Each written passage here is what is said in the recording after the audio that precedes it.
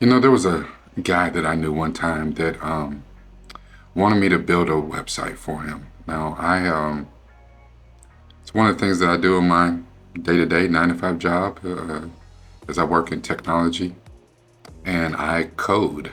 Um, and I taught myself HTML when I was young. I was self-taught, and I learned HTML, CSS, JavaScript, some different coding languages. I know Kotlin, I know a little bit of Python. I've learned a lot over the ways. You learn UX and UI, but I built a website for his company. But when the website became completed, outside of the initial investment, the deposit, he tried to pull a fast one on me. He refused to pay me, and then gave me the story, and I knew it was a story. He gave me the story that he needed the website to do something to impress a client, to, close a contract, what have you. So I was in a position, I was like, absolutely not. And it even came to the point where violence was threatened, and for one of those times, I got outside of myself, like where I didn't even recognize me. The old me came out, and it got real hood, it got real tribal real fast.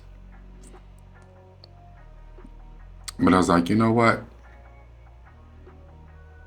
His true nature and the underhanded dealings and how he was used to dealing with people, getting over on people, promising things and then never following up, it revealed itself.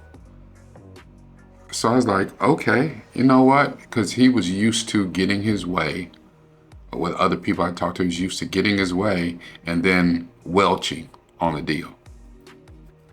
So I gave him the website. But I'm a coder. So I had certain prompts and certain things locked away in the code, barely visible. And in order to unlock it, you would have to comb every line of code. And I had it so that the website would not work correctly. Or I'd have it where I would have you click on a certain prompt and it take you to something incredibly inappropriate. And he came back to me asking for the fixes to get this because he wasn't going to get his deal. And I was like, I haven't got my money. Needless to say, I ended up getting my money and never did business with him again. And it's one of those things that, where he was going to badmouth me,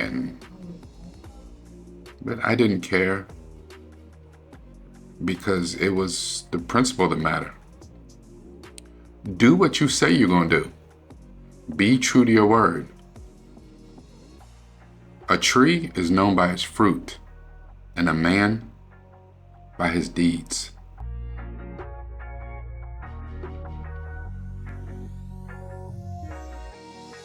Hello, Governor. This is Rakai Steve Newfoundlandville, and we are here to talk about the season finale, Season 8, Episode 12 of Doctor Who, called Death in Heaven. I'm calling this particular media therapy deep dive Promise of a Soldier. Now, if you've been rocking with me for a while, I'm not going to do a long recap. It's going to keep this very short and sweet, and then go on to the deep dive part of it. If you want to see the full reaction and the discussion that Sintel and I had, go into the description and click on where it says episode this analysis is based on. Now, this is the second part of a two-parter. The first one was episode 11, Dark Water. Danny died. Danny is in heaven. He is not really being held hostage by Missy, who revealed herself to be the female Time Lord and actually the new version of the Master. She is taking recently deceased people, taking their souls and putting them in Cybermen. Now, the crazy thing about Missy is that she basically told the doctor, here, you can have the whole army. You and I are not so different. The doctor has had this thing with the master. They were boyhood friends, and he wanted to help people, and the master went absolutely insane, and he wants to harm people. It's like flip sides of the same coin. Missy plans to turn everyone on Earth into a Cyberman, and she gives control of this army of Cybermen to the doctor. She wants to prove that they are the same, and the doctor says, I don't want it because I'm not a good man. He gives the bracelet that controls the Cybermen to Danny. Danny is now a Cyberman, but he has an inhibitor chip that will basically delete his personality. He'll become 100% Cyberman. Danny, who is looking to save Clara, not the world, but save Clara, he takes off, with his jet rocket boots into the sky, and he leads all the rest of the Cybermen into the sky, and they explode in the sky. At the end of the day, he still, even though he died, even though he's now a Cyberman, even though he's set to take over the world, his whole thought was with Clara, and he did what he had to do to save her. Even at the end of this, they find that there's some kind of way, some sort of energy that they can bring someone back. Danny can come back from the dead. But what Danny ends up doing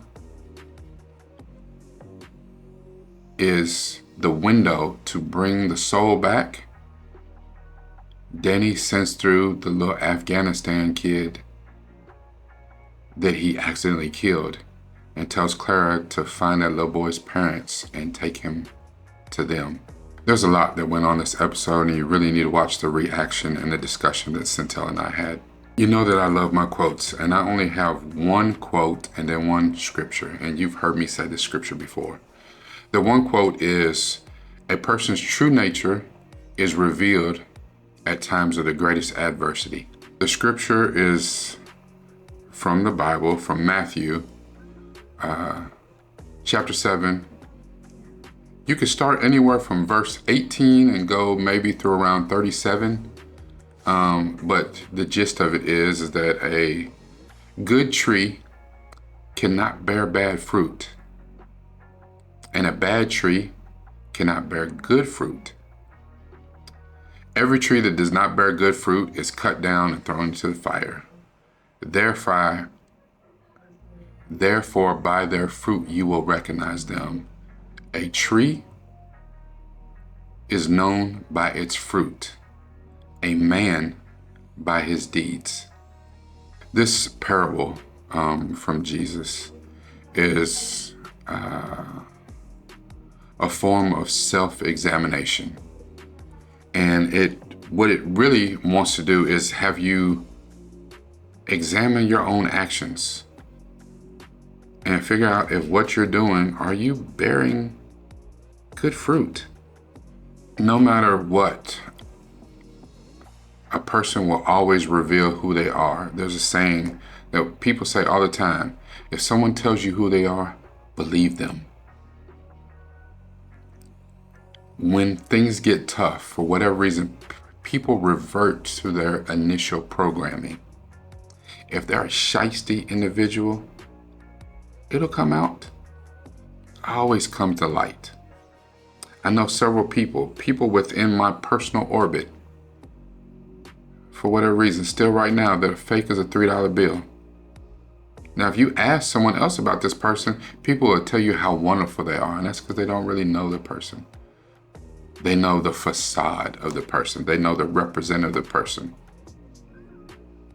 Because most are worried about keeping up appearances. But really, at your essence, what is your values? What is your moral compass? How does that point for you? Another quote that I don't know who came up with this, but it's, your actions define your character. Your words define your wisdom. but your treatment of others defines the real you. Do you even know who the real you is?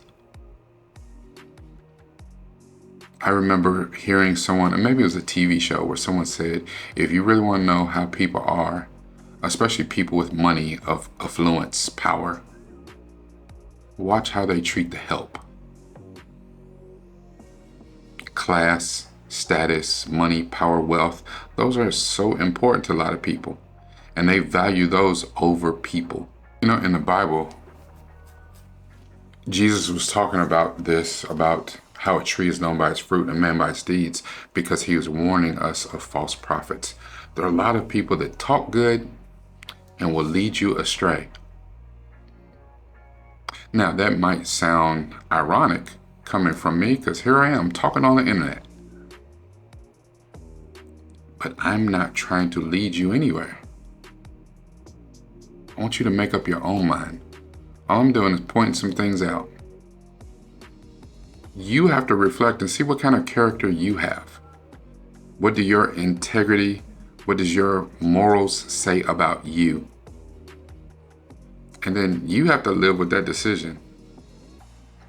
That's not on me. Your behaviors, how you treat other people. Because the one thing that we know is that a person with a corrupt heart will not produce good action. They will not produce good fruit. In this episode, we have the doctor say point blank that he is not a good person. Now, we have watched the doctor through 8 complete seasons. And by all measure, it does seem like he's a good person, that at the end of the day, he does care about humanity. He does want to safeguard the earth. So why would the doctor say he's not a good person? But we've also seen in Dark Waters, we've seen other episodes, The Waters of Mars, where the doctor completely wigs out, especially when he doesn't have a companion with him. Of course, but people have a duality to them. They're good and they're bad. They're light and they're dark. But what we see in this episode is the doctor tells you point blank, I'm not a good man. We see examples that Clara may not be a good person. Hell, in the last episode, she tried to put a hypnotic patch on the doctor's neck to force him to go get Danny. She's told lie after lie after lie. Even to the point where she told a lie, I am the doctor. And guess what? It was believable. If you were a good person, could you tell a lie that you were the doctor and it'd be believable? Clara right now is a hard pill to swallow, because she is not coming off like a good person. She's coming off like a very selfish, self-involved, corrupt person at the core. You know, and it's unfortunate because a lot of times too, I've met a lot of people. I met some people that are absolutely beautiful on the outside, and on the inside, their soul is ugly. You know, I'm gonna keep this short and sweet because it really is about feelings, and this has been a wonderful season of Doctor Who. But as we move forward, we really have to, again, re-examine, coming from those of us, we saw Chuti, then we saw Christopher Eccleston, the 9th Doctor, David Tennant, the 10th Doctor, Matt Smith, the 11th Doctor, and now we're at the 12th Doctor, Peter Capaldi. They've all been different. But what does that say about them? What do we know about the Doctor? What do we know about these companions that he's got? What do you know about yourself? Not the lie that you tell everyone, not who you think they want you to be. Who are you really? Who am I? I'm still figuring that out. But that's the beauty of, I really honestly believe that every day that I get to wake up, it's an opportunity to figure out who the hell I am and to do what I'm supposed to be doing, fulfill my purpose. Is that what you're doing? If other people look at you, if other people know you, does your tree bear good fruit? Do your deeds back up that you're a good person? Not your words, your deeds. That's the hope. That's the dream. That's the promise. You got to bear good fruit. This is Rakai Steed, new from the Ville. Make sure to like, share, comment. Leave me some comments. What'd you think about season 8? What'd you think about Danny and his sacrifice and the good fruit that he bore pretty much the entire season? Does your tree bear good fruit? If you have not subscribed, make sure you hit the button to subscribe right away. Stick with me. Rock with me. I'm trying to put out some good content for you. At the end of the day, I'm trying to use this. But I hope that every one of these messages comes through that you see that I'm using this.